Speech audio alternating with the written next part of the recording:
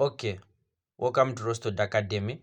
Today, let's mention the organs that we have in the body as well as the functions that they play.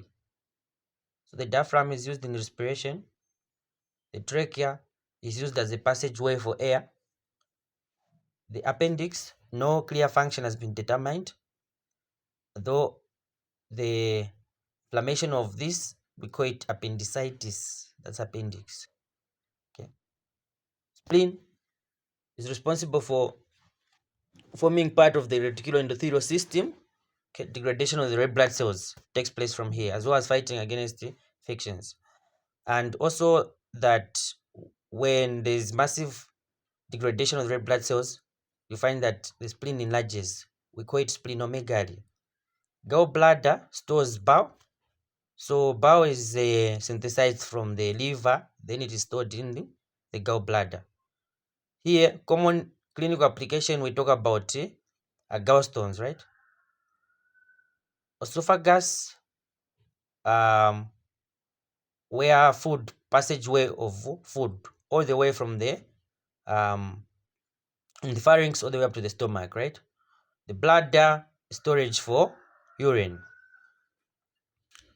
Then the pancreas simply to secrete insulin. So I've got two cells here, the alpha and the beta cells that we mentioned about in case of glucose maintenance levels. So glucose has to be taken into the cells by the action of insulin. So insulin helps in getting the glucose into the inside of the cells. No getting inside glucose, that means there's going to be more glucose in blood. We call it hyperglycemia, more than normal. Okay. And hyperglycemia now will ultimately lead to diabetes. Okay. Large intestines, these are the large intestines here for the synthesizing electrolytes. Small intestines, absorption of fats, absorption of glucose molecules, absorption of proteins as well. Okay. Stomach, we know it has got a pH, very low pH in terms of breaking down the food that we eat.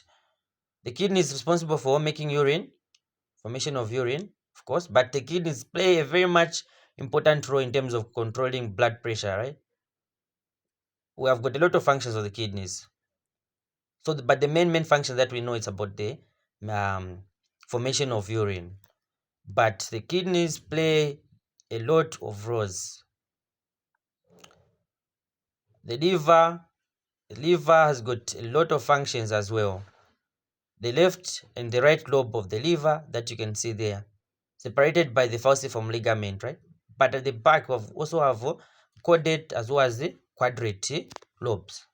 Those are accessory lobes of the liver. So the liver is responsible for one, secreting clotting factors, right? Clotting factors. So in case of where there is impairment of the liver functioning, clotting factors are not secreted. You are going to have bleeding disorders in that particular case.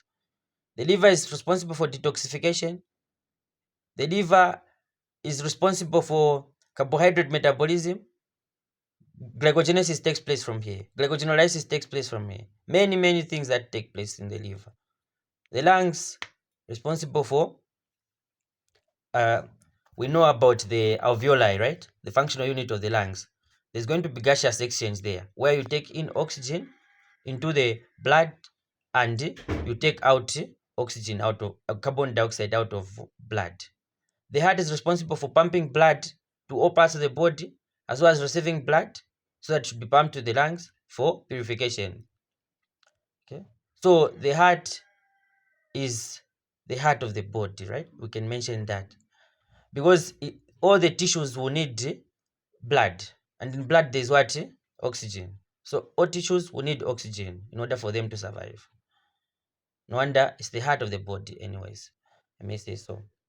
The brain is the one that controls almost every action that we take, right? For you to walk, for you to think, So this is the brain, the control center of everything that is happening in the body. Yeah, so I always pose a challenging question to say, so who is the overall boss between the heart or the brain or the liver? Who is who? The body will actually function as one. Every other organ would, in one way or the other, depend on what the other organs are doing in the body. Thank you so much for watching.